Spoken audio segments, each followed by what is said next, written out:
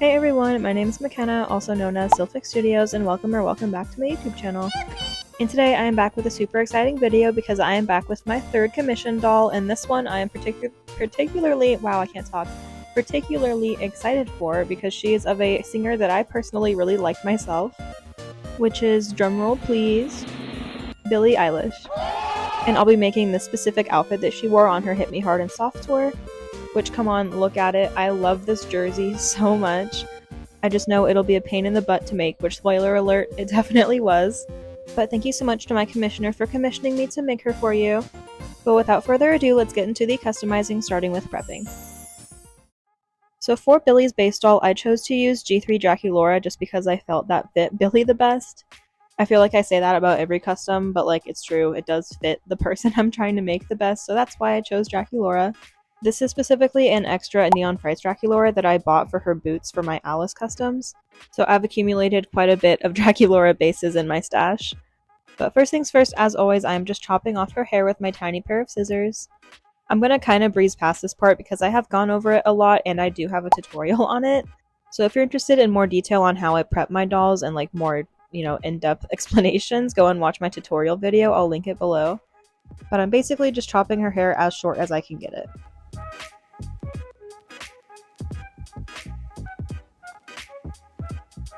This is what she looked like with her buzz cut.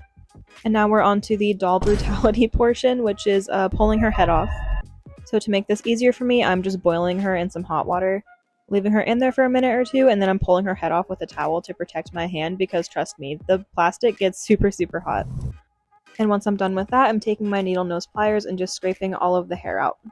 This doll had poly hair, and I personally find that when dolls have poly hair, it's like way easier to remove from their scalp. I'm not really sure why. I feel like I'm always fighting with Saran to get it out of their head, but this one was really easy. But once all of the plugs were removed, I'm just going in and manually pulling out all of the old hair.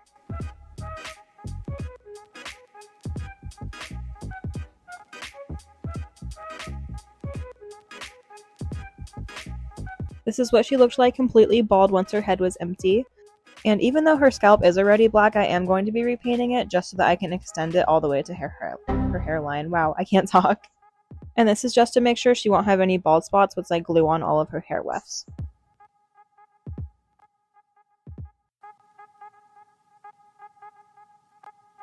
This is the result after painting her scalp. Now it's time to move on to the body repaint. So to repaint her body, as always, I'm using my watered down satin finish acrylic paint. I'm using the color Peach from Apple Barrel. I didn't change the color or anything just because this is a pretty universal light skin tone, and I'm just painting it directly onto the doll body after I'd primed it with a layer of MSC. I personally find that you don't need to sand your doll bodies. I did that one time and I had like the weirdest texture. I don't know if it was because I wasn't able to sand it like properly or something, but I haven't had issues with the paint scraping off or anything. Like, of course it'll scrape off if you scratch it like on purpose or anything, but as long as you're careful, I haven't had any issues. So I personally don't sand my dolls, I just spray it with a layer of MSC. Or at the time of recording this, I am in the process of testing out a couple different primers. I just didn't do that on this doll. So TLDR, I just paint directly onto the doll after I seal it with MSC.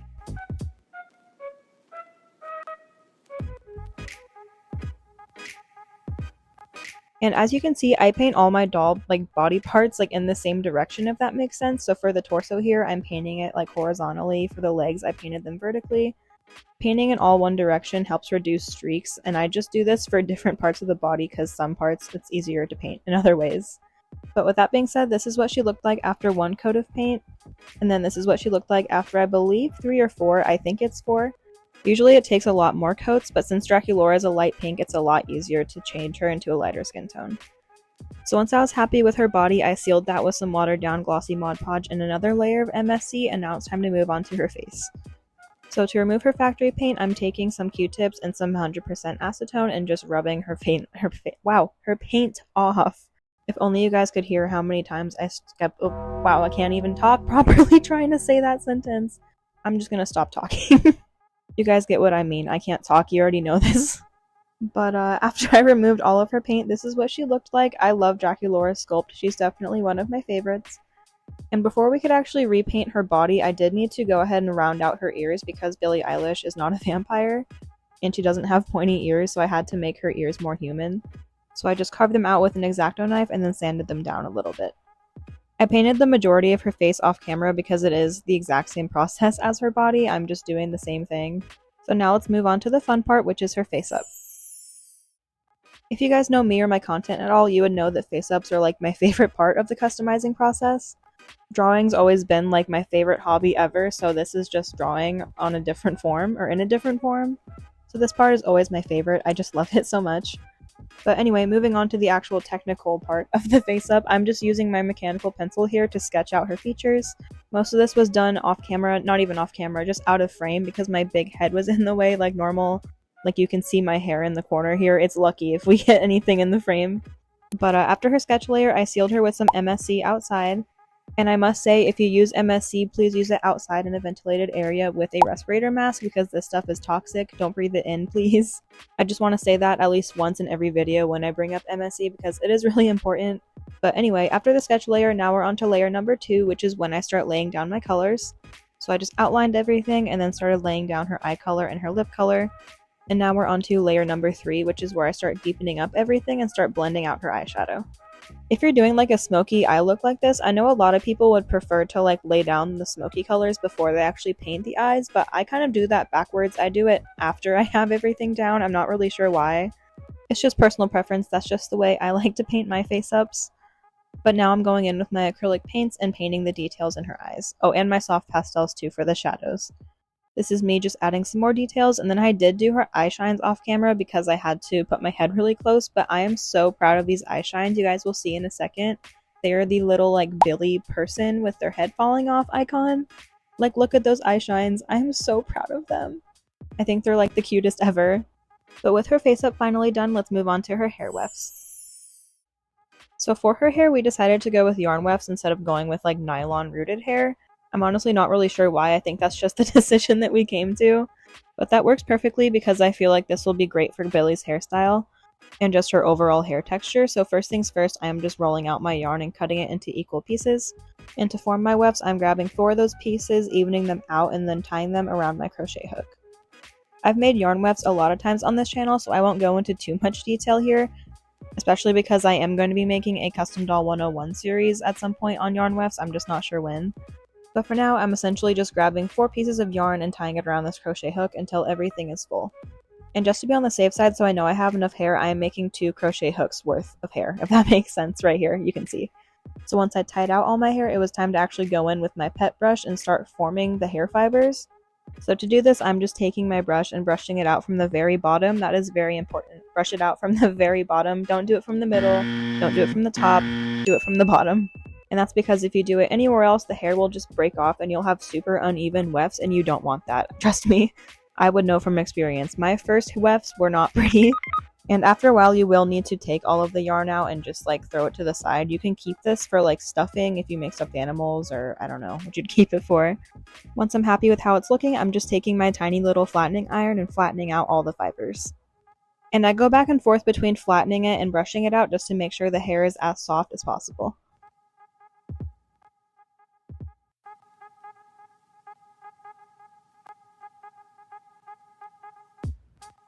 This is what the hair fibers were looking like once they were all brushed out. They are super soft. And this is the before and after. As you can see, it makes a huge difference. I finished up the second one off camera, so now it's time to glue the hair wefts down. You can use a lot of different glues for this. You can use hot glue, tacky glue. I personally use Mod Podge because it's the most like accessible and easy for me. And I basically just squish my weft of hair between a ton of it. And when I say that, I mean it, because you want it to be able to soak through all of the fibers.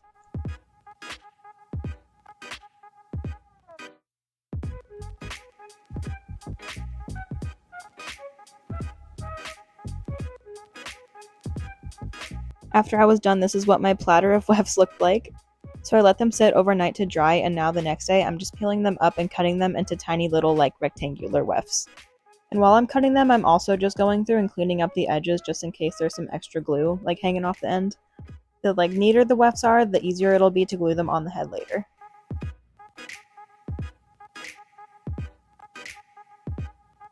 After all my wefts are cut, it's time to finally glue them onto the head. So to do this, I'm just using some tacky glue. And I'm gluing them starting at the bottom up the head, kind of like you would a wig. And from what I know, most people prefer whenever they use yarn wefts to make wigs so that the hair can be interchangeable, but for me, if the character is going to have the same hair, it doesn't make sense to go and make a wig cap. And wig caps are literally the bane of my existence. I hate making them so much. So for me, in most cases, gluing them on the head is just the easiest and best way. You guys can do whatever you'd like, but just know if you ever get a custom from me, if you get yarn wefts, those wefts will probably be glued to that head. But with that being said, this is what Billie's hair looked like when it was all glued on. She had a pretty simple style. So now it's on to the harder part, which is her clothing. So for this outfit, before I did anything, I had to custom make pretty much all of the fabric for it. And luckily my mom has a heat press and like sublimation paper, so we're able to easily make custom fabric like this, which is so nice. That plaid piece is for the hat. I just found the closest plaid pattern I could online, but for the actual jersey pieces, I had to hand draw those all out on my iPad as close as I could to her jersey. And that was definitely an experience. That was really hard trying to figure out the rib cage. The rib cage in itself was a hassle. Like, I had to remake this fabric multiple times to get it to work. But it was so worth it. Like, I'm so proud of how this jersey came out. It is one of my favorite things I've ever made, to be honest with you. And I haven't been able to mention yet, but for the patterns for the hat, the pants, and the jersey, I did use patterns all from Delightful's Etsy. They are paid patterns, so I'm not going to show them, so if you guys are interested, I will have them linked below. For the hat, I used the pattern she made in her UV video, and then for her clothing pieces, I used some of her clothing patterns and altered them a little bit just to fit my needs a little bit better. So yeah, if you guys want easy to follow patterns, go check out Delightful's Etsy. She's the goat, but you guys already know that. It looks like I made her basketball shorts and her socks off camera, so now we're going into her shoes. And for these shoes, I believe these were either Claudine or Torali's shoes from the Ghoul Spirit like 6-pack. I don't remember who they were from, but I basically just took them and sanded out all of the details. Because these shoes had so many sculpted details and Billie's definitely do not have that, so I just went ahead and flattened them out. And this is what they looked like. I knew going into this that I wasn't going to be able to replicate Billie's shoes like 100%, but I was going to try my best to get them as close as I could. So with the reference picture of the shoes that I was given, I'm just going in and just painting them as close as I can and just using the pre-existing shoe model to kind of work with the design, if that makes sense. I had to wing some parts like the back of it, but I honestly feel like it looks like pretty much like you can't even tell. So I'm extremely happy with these sneakers. I think they're so cute. So with those finished, that's actually the last clothing piece we needed to make. So this is an overview of all of the pieces that we made for Billie. I'm always super proud of how my doll outfits come out, but this one in particular, like, I am just super proud of, especially knowing that I made that like fabric design from scratch. Like, I put so much time and effort into this outfit and I really think that it shows. I am so proud of it. So without further ado, let's get her dressed up for her reveal.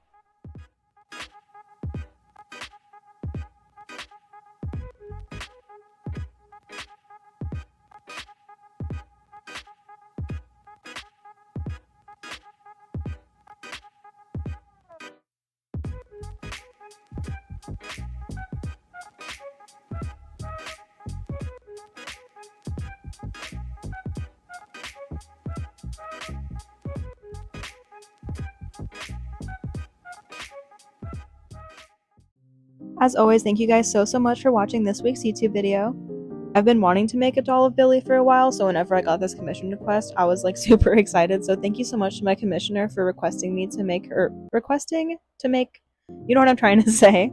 Thank you for asking me to make her for you. Jeez, was it that hard to say? But anyway, as of recording this, she is already in her new home and she looks so adorable on her shelf. Seeing my customs in your guys' collections is like the best thing as a doll artist. Like, it's the most heartwarming thing ever, and it really makes all of the hard work that I put into these dolls worth it. So I love seeing that.